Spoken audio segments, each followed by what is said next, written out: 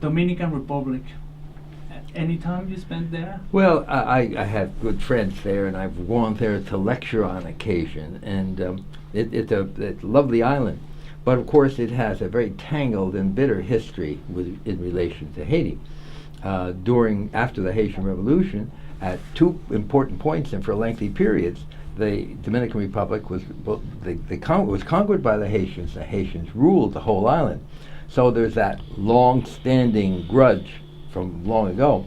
But more important for the present, the Dominican Republic became a very big sugar producer. Haiti never did. Haiti, once it burned the plantations in the revolution, never wanted them back. The Americans managed to get one in there, but that's all. But DR became very important in sugar, and its labor supply largely has come from Haiti. And those people have suffered enormously, not only at the hands of the Dominicans, but particularly at the hands of their special dictator, Mr. Trujillo, who massacred many, many Haitian people.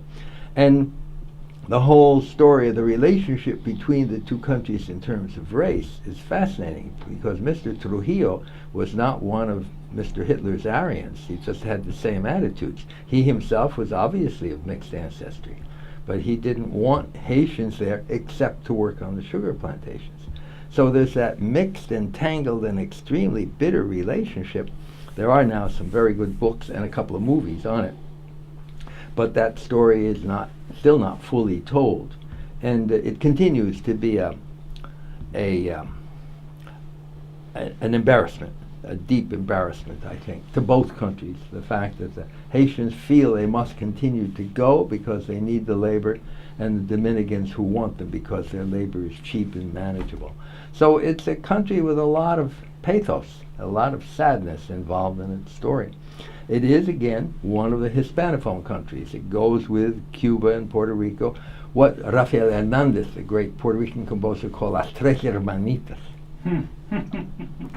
In fact, the little I know about Santo Domingo, República Dominicana, is the province of San Cristobal, which is apparently one of the largest African enclaves in that country.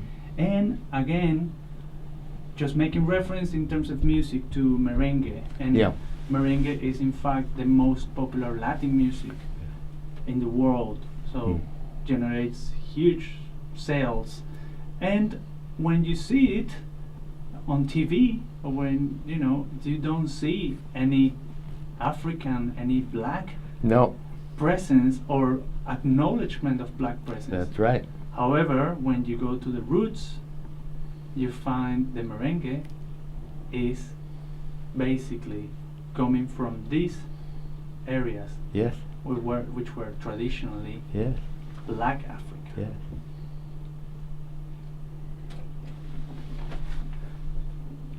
This is a traditional merengue, not commercial. Yeah. And there was that big merengue singer called Johnny Ventura, who was plain black. He was never as successful as other ones were. No, there's still a lot of deep, nasty feeling. They had a presidential candidate who was black, and the way that Balaguer beat him was by saying, well, he's a Haitian. It's used all the time, very nastily, against their own black citizens. I know.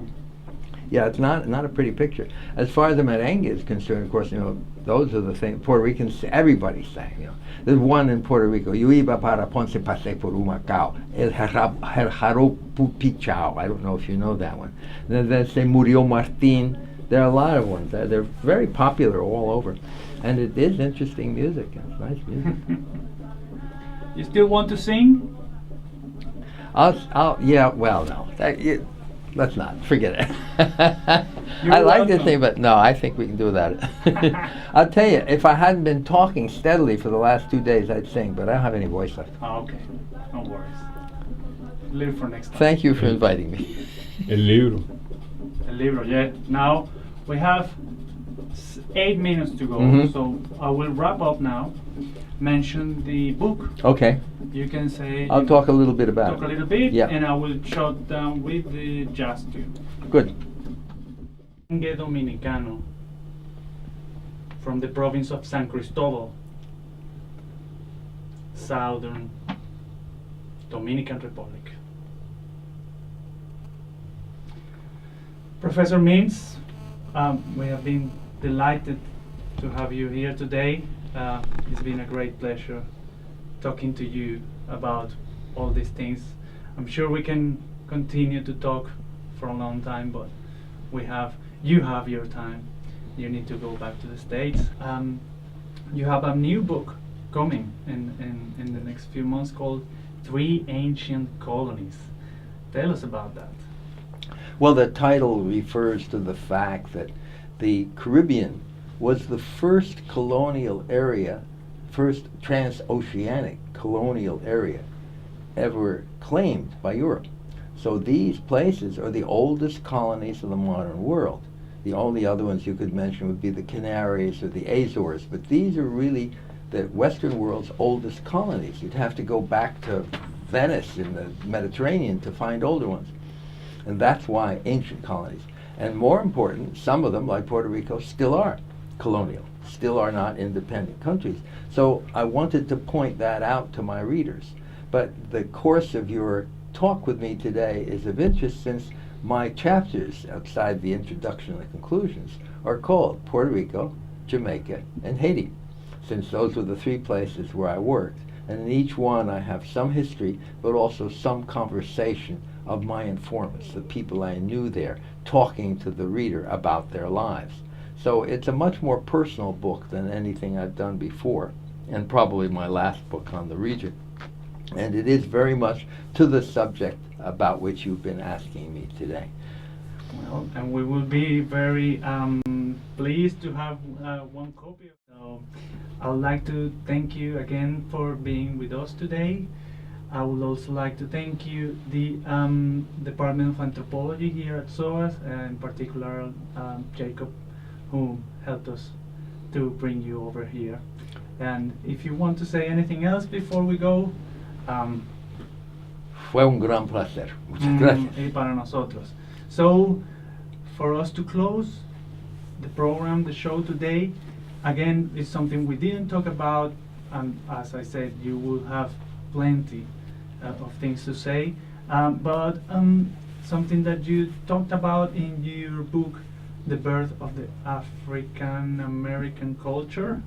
And as I said, this radio program is about African diaspora in the Americas, and we often play a lot of jazz. Now we're gonna close with a jazz saxophonist called David Murray, but not swing, not bebop, not traditional jazz, but his take on Creole music. He's been to Cuba and he's been to Guadeloupe looking for his African roots.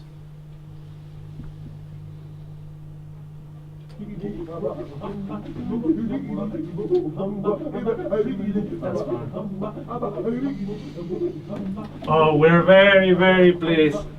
Thank you very much. It was a pleasure. I think I got a little present for you. I like that. Which is this is a show here.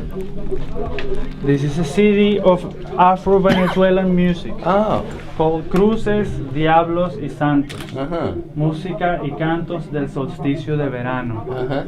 This was produced by what was known as Fundef, the Fundación de Etnomusicología y Folklore, Isabel Aretz.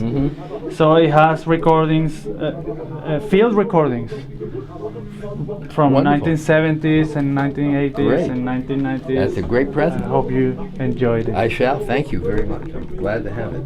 And it proves that there is Afro-American culture in Venezuela. Well, I mean, we can talk about that. I did my master's in ethnomusicology here. Do you know of a man named Kenneth Bilby? It rings a bell. It should ring a bell. Yes. I think he's the best ethnomusicologist of the Caribbean that we Americans have gotten.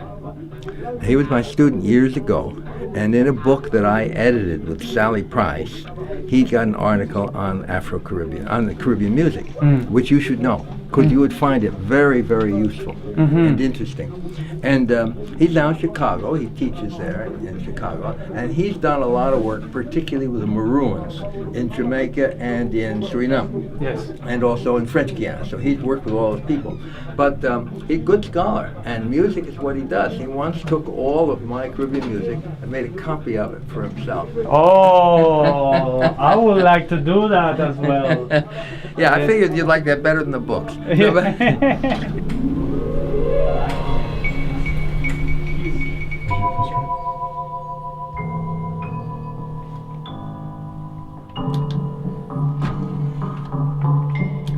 Open Air, webcasting live from SOAS, University of London.